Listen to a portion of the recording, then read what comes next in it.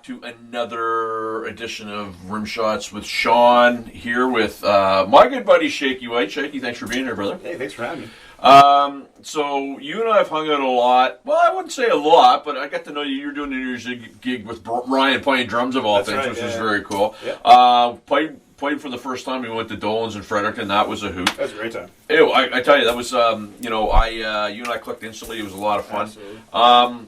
Before we get into that, so you also play with Farewell Town. Mike Lloyd, Scott, is it Musgrave? Scott Musgrave, yeah. Jordan LeBlanc, and yourself. So tell us a little bit about Farewell Town. You guys have had some success the last little bit. Yeah, so we started out in January 2020, I believe. Then we hit the studio right away, and then the pandemic happened in March. So while we were in the studio, we were kind of like seeing all these things happen, stuff shutting down, and we're like, what's going to happen?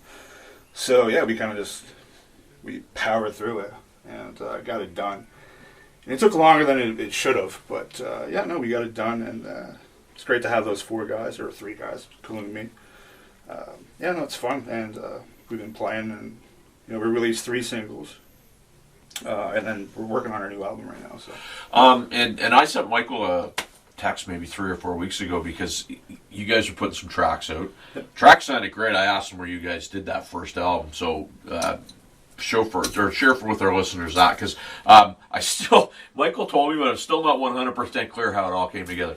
So the location, you mean? Like what studios did you use? Yeah. So we started out in New Brunswick at Andy Bass Studio. We did all the bed tracks there. So most of the work was done in Saint Antoine, New Brunswick. Great little studio.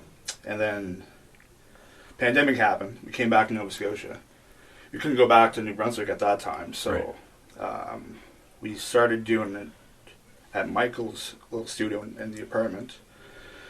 And after that, we went to Danny Bourgeois' studio to kind of finish it up, put the final touches. He also did the mix and mastering, too. So yeah, it was a little bit of everywhere, but yeah, like I said, it was during the pandemic, so we kind of just got it done as much as we could. But Danny and I, and shout out to him, we've had some misfires. I'm supposed to have him on the show, and it will happen. He's one of the handsomest guys in friggin' show business. Absolutely, too. Friggin' stunner. So that's cool. So I'm assuming most of the bed tracks were done. So when you guys were working at Michael's, it wasn't like booming drums and anything like that. It was just sort of odds and sods that you had to get in, and maybe some vocals. Exactly. So we actually had time, like it was a blessing because we actually had time to sit down. Kind of because the pandemic kind of just shut everything down. We kind of had time to sit down and figure out, all right, what are we going to do here? Let's try this, let's try that. We had all the time in the world, essentially. So, yeah, that's what was the question? I guess, sorry. Well, no, I mean, you just were pretty much, the bed tracks were done, so it was like you got to go in and kind of really focus on, I guess, the sparkly stuff. Yeah, we did most of the bed tracks at Andy's. So yeah, it was all sparkly stuff and just the pretty stuff. And we got steel added in. Fiddle, that was all the last process, which was great because we got to pick and choose what we wanted, and we had a great fiddle player, Brett Kissel's fiddle player for the last 17 years. He played on 2 of our songs. And, nice. It really made and finished the song. Right? It's Well, what's really funny about Farewell Town, so I'm sitting there and I'm going, so Michael has played with the Frequency. Yeah.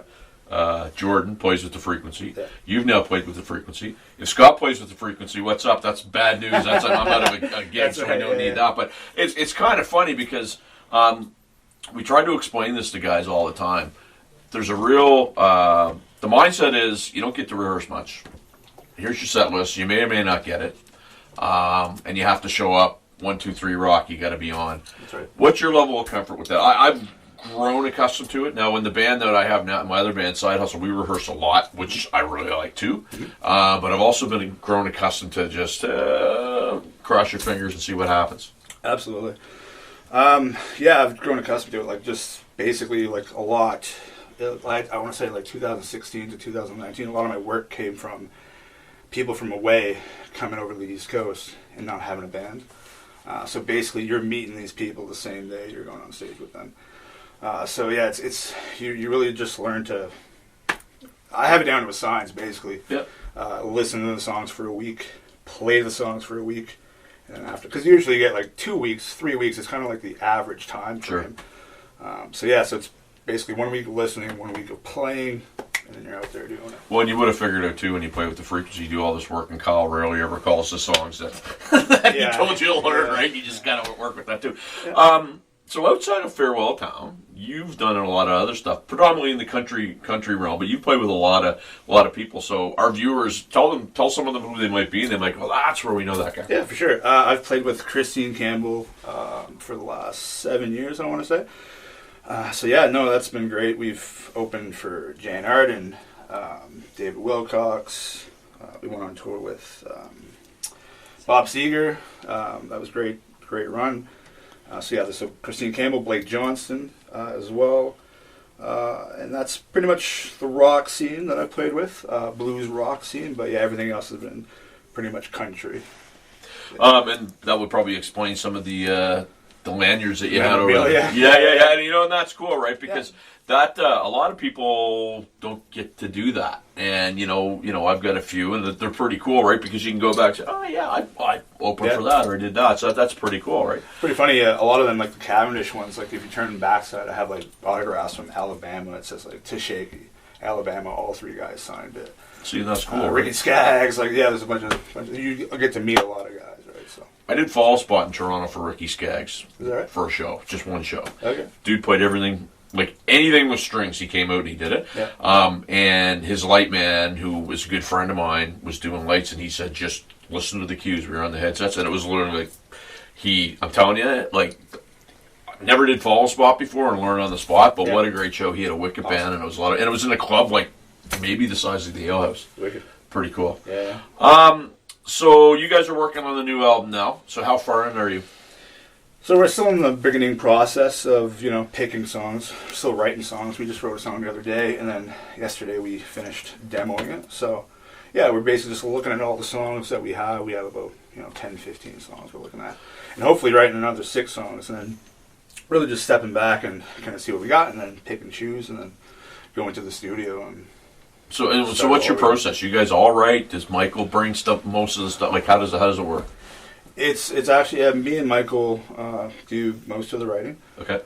When we did the first project, we went to New Brunswick and we worked with our producer Andy, and that's the studio that we basically did all the bed tracks to.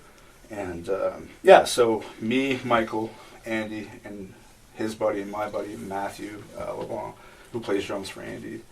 So yeah, we all wrote those songs together. So there's 4 songwriters on 2 of the last songs. Yeah, and then now it's just me and Michael writing, and then we're also writing with our buddies from Nashville, Ben Chase, who I also play for. Yeah, that's cool. Yeah. And so all the guys that are in the band played on the album too, correct? Some of it, yeah. Okay. So yeah, they played some in some parts. So it was basically just a mixture of everything. Andy Bass, our producer as well, played a lot of instruments, extra instruments and stuff, sure. Piano, organ, all that stuff. Yeah, so it was a big collaboration with Andy and myself, Michael, and Scott and Jordan. So one of the things I do want to touch on, because you guys took a couple of the tunes, I do believe, and you went to Bourgeois soundstage, and you shot. Was it Bourgeois? SSI soundstage. Was that where it was?